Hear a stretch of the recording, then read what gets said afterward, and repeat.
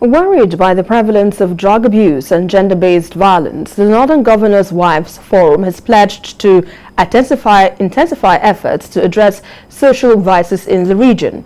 The forum also threw its weight behind the closure of schools in some states in the north, saying it is a short-term solution to address the kidnapping of students. Correspondent Habida Lawal reports.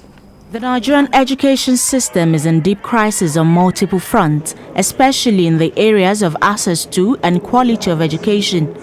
The situation is not helped by the recent spate of mass kidnappings of school children, and this arguably represents the gravest existential threat to the education system.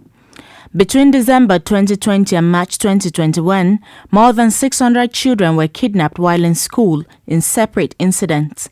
This practice has not stopped since then.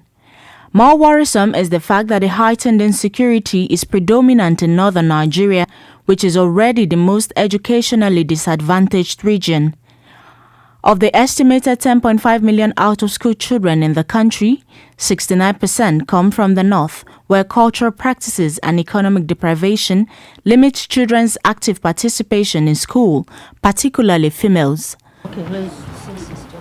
The Northern Governors' Wives Forum says although closure of schools is not a solution to stopping the trend of school kidnappings, it is in fact a short-term measure. Short-term basis, I think, is what the state governments are already doing. Like in Kaduna State and recently in Zamfara State, they've closed all the schools.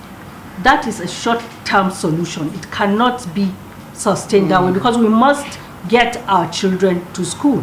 But as it is now, it's important to keep our children safe. Even during the lockdowns occasioned by the COVID-19 pandemic, children were, not in school physically, but they were being tutored on radio, on television. So these short-term measures are also complemented by making sure that the children do not lose out completely. Addressing issues of gender-based violence and drug abuse, which are more prevalent among youth, it is agreed that enforcing and supporting existing policies is the way to go.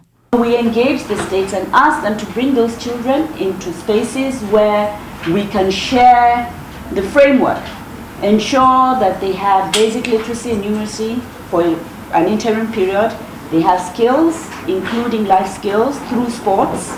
Trying to see how we can address substance abuse, so we're working with NDLEA. With the Nigerian education system still recovering from the devastating effect of the prolonged school closure from COVID-19, adding security concerns to the myriad of challenges will only serve as a setback.